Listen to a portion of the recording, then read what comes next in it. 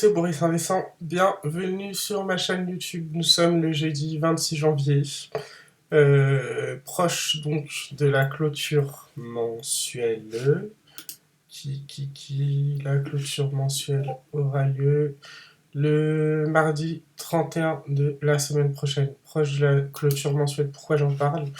Euh, Parce que sur pas mal d'indices, en début de mois, on a eu des arbitrages mensuels avec des supports mensuels pour un beau rebond, en tout cas une belle poussée, un, un- un beau début d'année en poussée haussière. Donc là, j'ai affiché le CAC 40 à l'écran sur les données long terme. Donc ce qu'on voit en fait, c'est qu'on a eu un long croisement haussier course à jour en relance haussière. On a systématiquement conservé notre M7 jours jusqu'à présent haussière, même si elle est plate, mais c'est normal, c'est dû à la petite consolidation là, de ces derniers jours. Donc aujourd'hui, le 26 janvier, sur le CAC 40, on a une zone de support polaire, donc la clause moins cette période jour, le Ogi jour qui est à 7077 et qui soutient les prix depuis ce matin. C'est assez intéressant. Je vais vous le montrer en H3 vite fait, parce qu'il est pas mal. C'est aussi le Jack de ce midi. Donc là, on a un gap par rapport à la clôture d'hier. Et en fait, on voit que cette clôture moins 20 périodes sur le H3, couplée au Ogi, ouais, Ogi, clôture moins 7 périodes de ce jour, font support à 7077. Donc on a bien rallié les 7100 points qui étaient un objectif, la balle haute H3 pour le coup. Et avec, bon, c'était pas un croisement fort, mais en tout cas, cette zone de polarité ici, c'est elle, parce que c'est la plus haute, hein, avec celle de demain de l'escalier, donc c'est elle qui va déterminer si on va vraiment en fait liquider ces 7100 points et faire un plus haut ou pas. Alors non, moi j'aurais tendance à dire que oui, même si c'est hyper hésitant ce matin. Après, c'est vrai qu'on a des chiffres cet après-midi avec notamment le PIB aux US à 14h30, mais j'aurais tendance à dire que oui. Voilà, on a une belle phase de haussière jour, derrière une phase 3. Demain, on sera en phase 4. On n'est pas encore, hein, si on pourrait, tout dépend de la fin de la journée, mais on n'est pas encore en phase 4. Ce sont des anticipés sous réserve de clôture.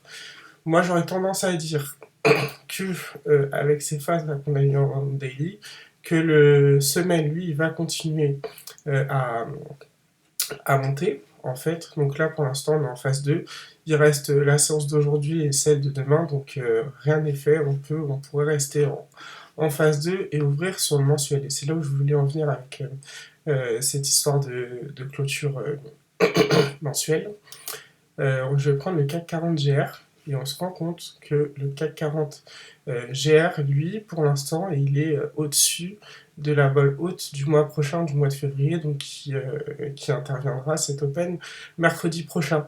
Donc autant dire dans 3 séances, en fait. Donc pour l'instant, tant qu'on est ici et qu'on ne reflue pas, en fait, on ouvre une phase de haussière et normalement les prix devraient prendre appui en fait sur la balle haute mois du mois prochain.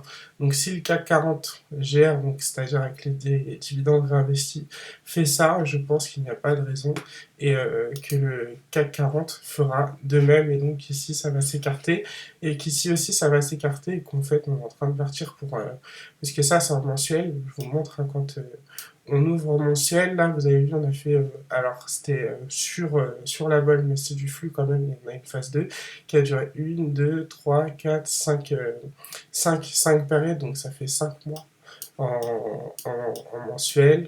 Et puis, enfin, c'est pas les seuls, c'est juste retrouver.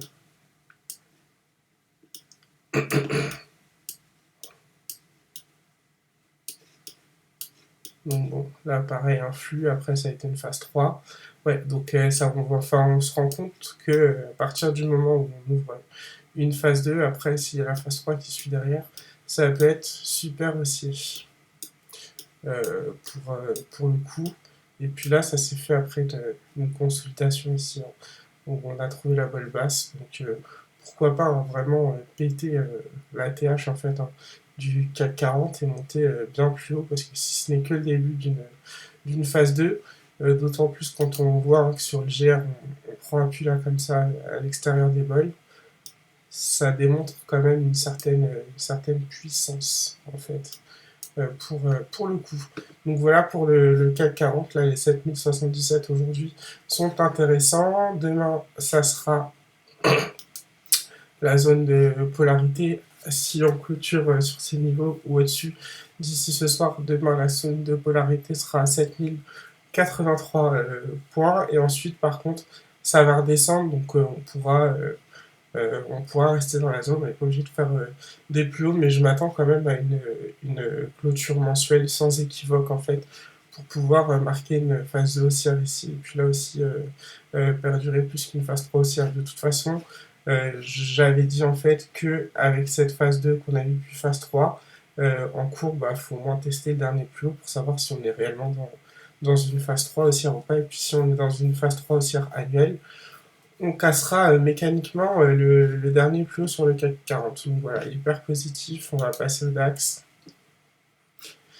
Alors le DAX, lui, reflux ce jour. En tout cas, il est moins avancé que le CAC et c'est normal puisque lui, il a gapé, mais il n'a pas gapé en fait au-dessus de son 10 jours. Donc ça a été un peu plus difficile pour lui de se maintenir, voire de rebondir. Après, pourquoi pas avec l'élan d'une éventuelle session US cet après-midi haussière. Mais en tout cas, on voit que lui, pour le coup, bah, c'est dur ce matin et c'est normal parce qu'il sous-performe le CAC 40. Mais dans tous les cas, et puis ah oui, on voit aussi qu'on a touché le point haut, c'est la clôture moins cette période du prochain trimestre.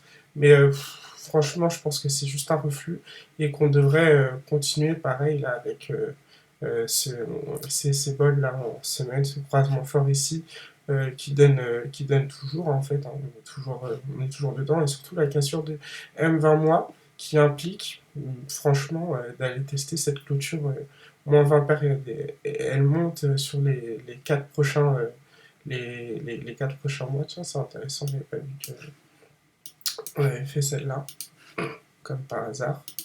Ouais, donc on a fait tout pile la plus basse de l'escalier sur les 1, 2, 3, 4, ouais, enfin sur les 10 prochains mois, c'est vrai qu'on a tapé la plus basse de l'escalier pour le coup, mais mécaniquement, on devrait quand même continuer à monter normalement pour tester celles qui sont là en fait. Après, ça peut prendre pour le coup plus de temps et puis ça peut être celles du mois prochain ou celles du mois d'après qui sont un peu plus haut. Elles sont aux alentours de 15 530 points. D'ailleurs, les 15 500, 530 points, c'est une très très grosse zone de polarité statique. Mais vraiment, quoi. C'est vraiment.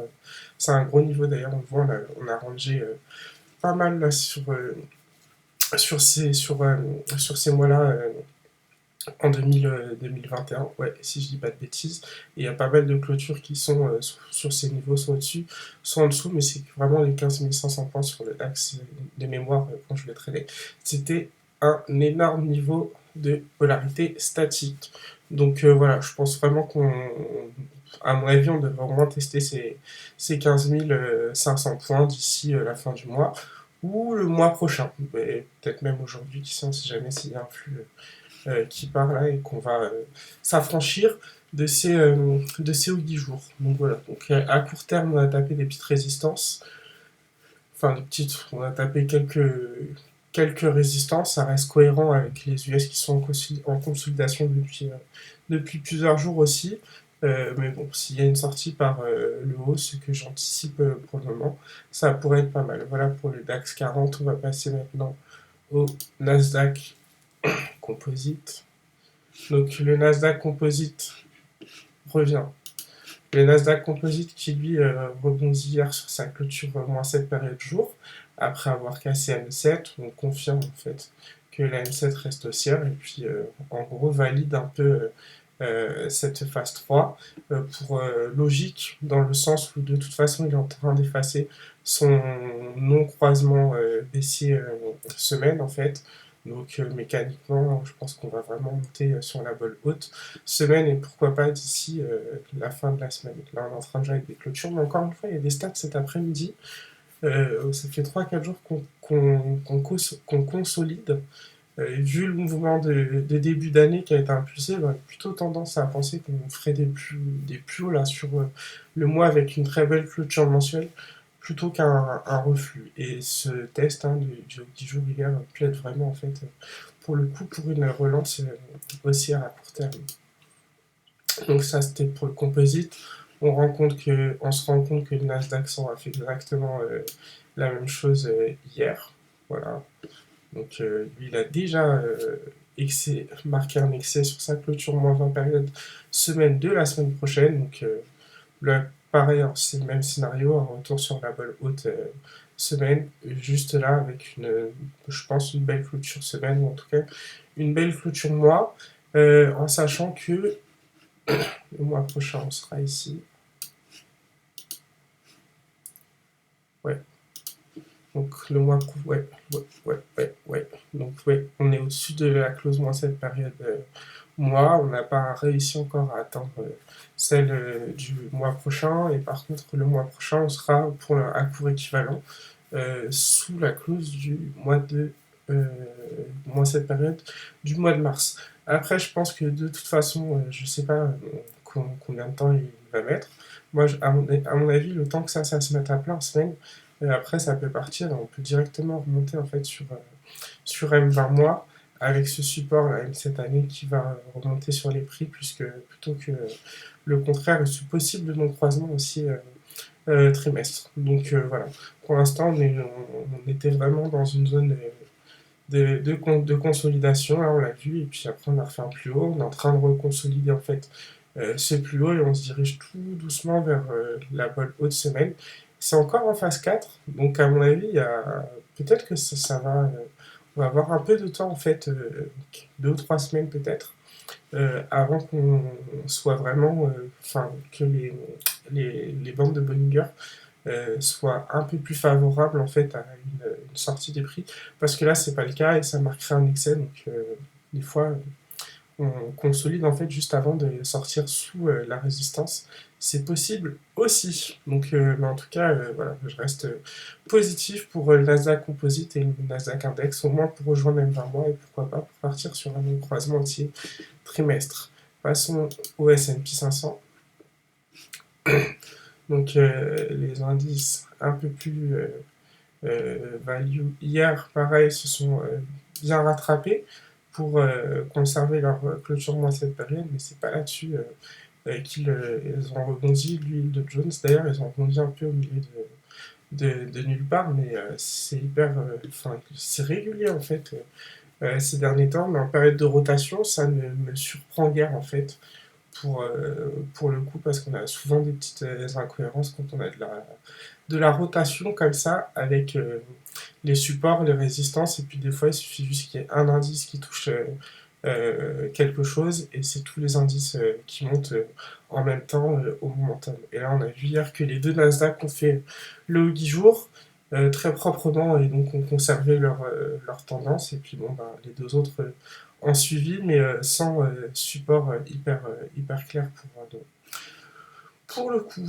Voilà, voilà. Donc, mais en tout cas, on avait cassé M7, on aurait pu penser que ça redescendait, et ben non, on refranchit les hauts 10 jours, ce sont les plus des escaliers.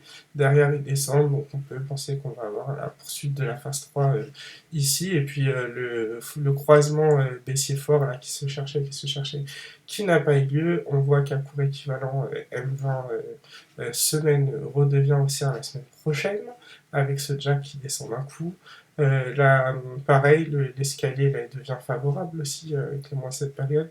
Donc vraiment, les 4100 points, c'est vraiment quelque chose qui est recherché. 4100 points et puis après une extension pour aller faire M20 mois tout simplement, en fait. Mais 4100 points, on a une convergence là avec la M7 trimestre, ici 4118, ici 4113. Donc, à mon avis, il y a vraiment quelque chose à faire sur ces niveaux et je pense vraiment qu'on ira chercher ces niveaux sur le S&P, ça a l'air tellement évident et mécaniquement casser ici le sarment en fait.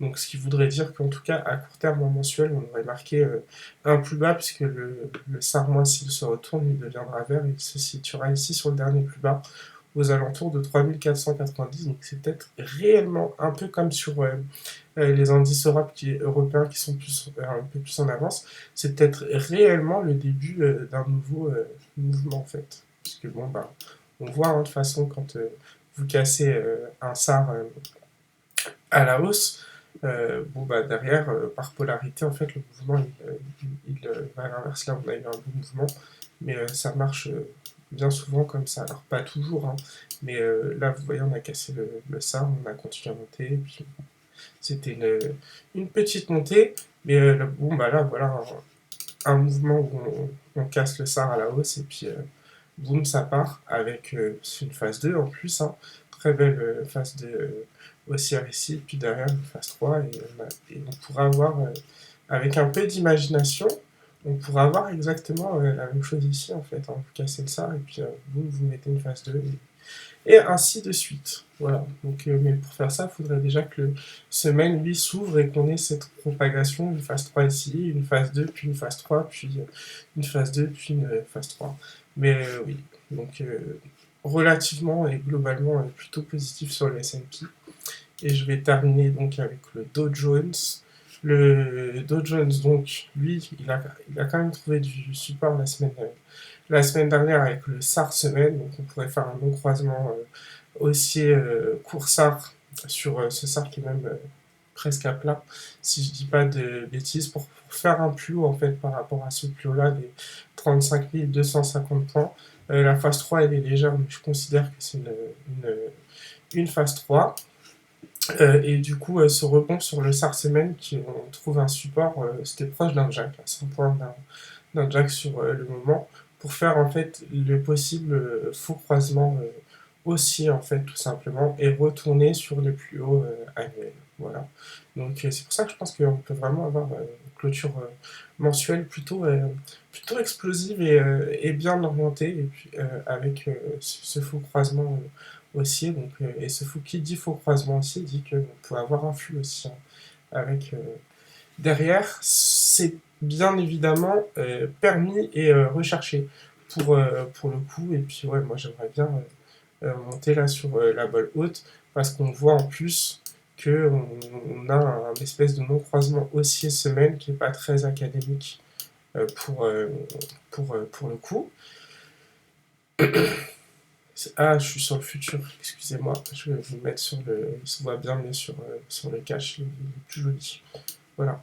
Donc, ouais, on a trois périodes où M7 est rouge, M20 était redevenu haussière juste avant, M7 redevient haussière, donc qui dit non-croisement haussier dit que les prix tendraient vers le haut.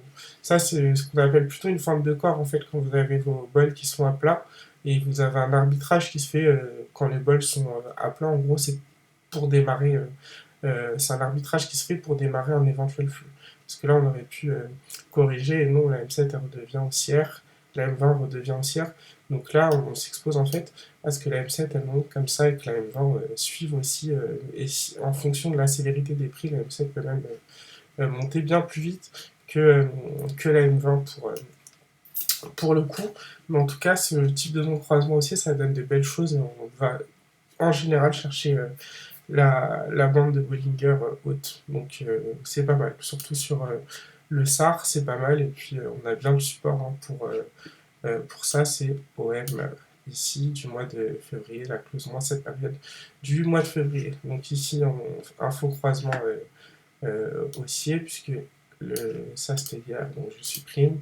Là en séance cash, on aura celui-là à 33 920, et puis celui de demain qui est à 33 300 environ. Tant que si on clôture au-dessus des 33 300 aujourd'hui, eh bien nous aurons un faux croisement haussier vendredi, et donc un retour sur les 34 200, tout simplement. Voilà. Donc c'est plutôt sympa. Je pense qu'on va pas tarder à sortir de la zone de consolidation. Peut-être que les nouvelles, en tout cas le PIB d'aujourd'hui nous y aidera. J'ai bon espoir. Mais ouais, je suis plutôt positif sur les indices. Là, je pense qu'on a une petite conso et puis qu'on va pouvoir retourner faire des plus hauts. Donc voilà, c'était la petite mise à jour. Soyez attentifs, surtout à ces clôtures là en daily, parce que vous avez vu qu'il y a alors pour l'Europe, vous avez du flux daily et les arbitrages se font là-dessus.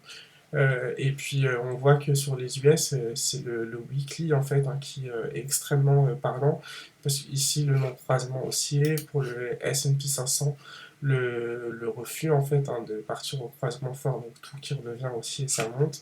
Et pour le Nasdaq 100, bah pareil, on efface le non-croisement baissier ici, et puis retour sur la voie haute avec du support là, enfin tout avait du support, donc il y a vraiment des objectifs haussiers qui n'ont pas encore été atteints malgré ce très beau début de mois. Je vous souhaite une excellente fin de semaine et je vous dis à bientôt pour de nouvelles analyses.